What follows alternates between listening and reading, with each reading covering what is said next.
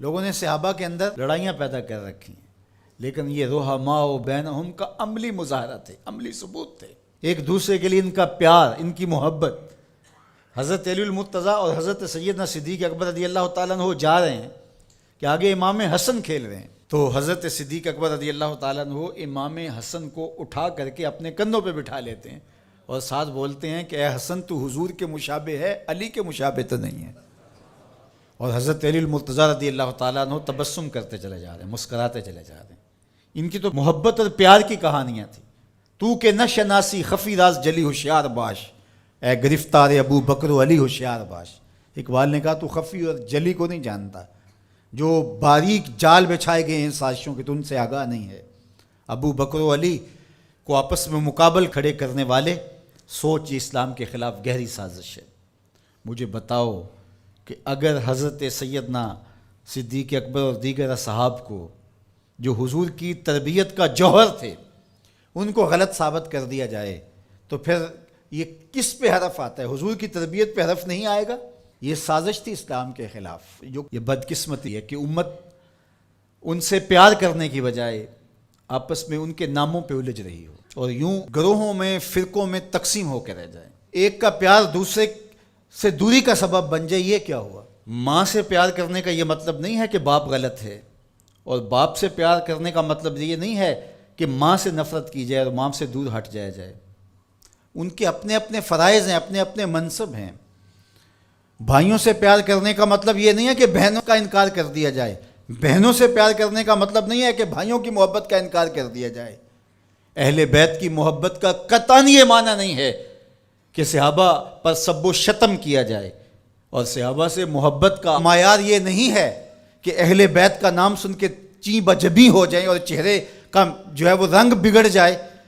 ہم صحابہ کو بھی مانتے ہیں، اہل بیت کو بھی مانتے ہیں، اس لیے کہ یہ دونوں مشکات نبوت سے پھوٹنے والی کرنیں ہیں، یہ حضور علیہ السلام کے فیضان کا عکس ہیں۔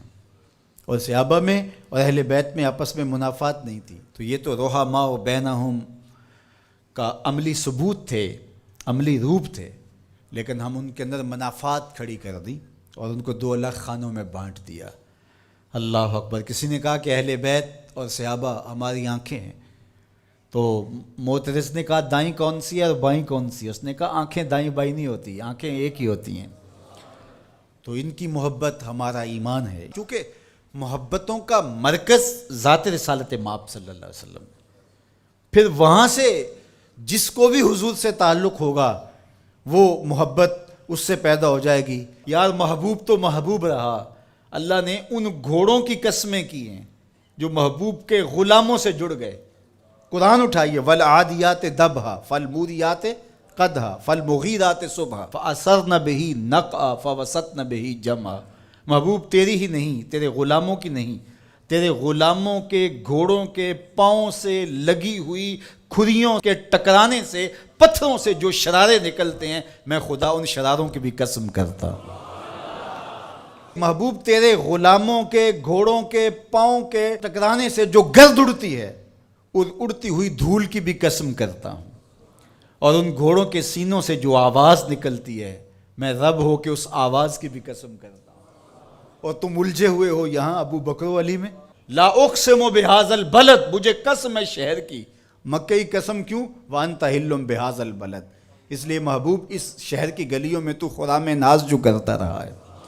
جہاں محبوب خرام ناز کریں وہ گلیاں اچھی لگیں۔ مدینے کی مٹی میں بھی شفا ہے یار، جس شہر کی مٹی میں شفا ہوگی، اور شفا ہوئی کیوں؟ اقبال بولا خاک طیبہ از دو عالم خوش ترست، آن خنک شہرے کے آنجا دل برست۔